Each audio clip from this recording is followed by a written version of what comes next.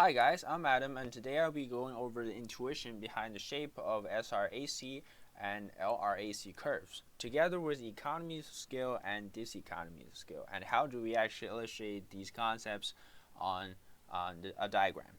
So let's first review these two concepts, economies of scale and diseconomies of scale. So basically, economies of scale illustrate a scenario where the average cost of production falls as the output increases.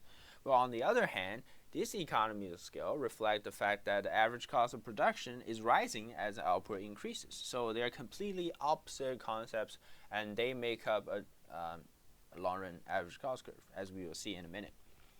So we are going to start with the long-run average cost at the top. So you can see here the average cost is actually very high. Actually, I have explained this in my other video on marginal cost and average cost. You can check it out. So basically, the intuition behind that is the initial average fixed cost is very high, mainly because you have only like 1 or 2 units produced, but the fixed cost is like hundreds of thousands of dollars. So the average fixed cost is extremely high in the beginning. But as your output has increased to like 1,000 or 2,000 units, then the average fixed cost gets spread out. The average variable cost actually won't change as drastically as the average fixed cost, because the average fixed cost is just a super great number compared with the variable cost. So that's why it will decrease in the beginning until it reaches a point Q2 over here. You can see that, or the point E over here. So this whole part of this whole envelope curve is actually illustrating economies of scale. So basically from the beginning to Q2. And what happens after the firm has produced the quantity Q2 on the right hand side? So as the firm further increases their output, probably by actually buying or acquiring new factories, the firm in theory is going to experience a diseconomies of scale. So why is that going to happen? Well, the logic behind that is actually that as the firm actually purchases more factories or production units, there is going to be inefficiencies in the communication between firms, because the firms will have to coordinate the different parts of supply chains by coordinating these factories. Maybe if a firm is producing a car, it has to have all the units ready in different factories and how to like assemble them and doing things with them. So if there are too many factories, there might be efficiencies in coordination and communication. So that's why the diseconomies of scale might happen. So let me erase all of that. And we're also going to talk about why would the short-run average cost curve actually increase or decrease at a more drastic rate, having a higher slope than the long-run average cost at every single output. So actually the reason behind that has to do with the flexibility issues. So in the short run, the firm is actually pretty inflexible, meaning that the size of factory that the firm can actually choose from is quite limited. So in this case, I've illustrated this by drawing 3 diagrams of 3 possible size of factory that the firm can adopt.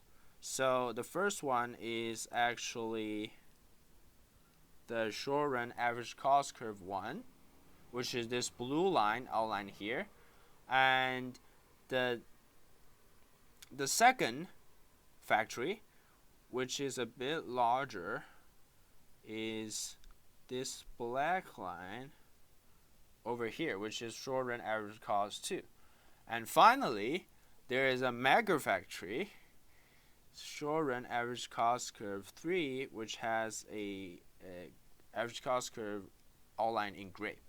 So let's look at these 3 options. So in the first option, the short run average cost curve 1, it actually ranges from really small numbers of unit in the beginning to a quantity above Q2. So the short run average cost one illustrated the size of the factory, which is the smallest size of the factory among these two. And the second will be this black line, which has larger range, with can produce to the point Q3 over here.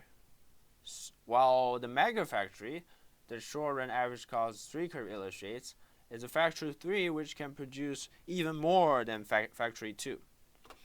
So in this diagram, you can see that the firm can actually choose between these three, because in the short run, I would like to remind you that some inputs, some factors of production are actually fixed, meaning that the firm cannot vary the size of their factory easily. So there are finite combinations of factors of production that they can use, meaning a finite size of factories that they can adopt. So I'm only drawing 3 to illustrate this concept for you. So as you can see, that if the firm in the short run wants to produce quantity Q1, it will actually incur the lowest cost by adopting the first size of factory, short run average cost 1, because it's only going to cost them $10 per unit, as opposed to $12 if you're adopting the short run average cost curve 2. Well, on the other hand, if the firm is producing quantity Q2 over here, then it will be better off by using the second factory, which actually is on the short run average cost curve 2. And it will give them a much lower price at around, I don't know, it's at around $6 over here. While here it's almost about $10 for the factory 1. No firm will actually wanted to adopt factory 3 over here, because it's on the Diseconomies of Scale portion of this curve. But in theory, it still exists that type of combination of factory inputs that can help the firm to produce at that quantity with that cost curve. But in reality, no firm will adopt that factory in theory. So that's actually one intuition of that. So in the long run, it's getting messier here, so I'm probably gonna clean this. So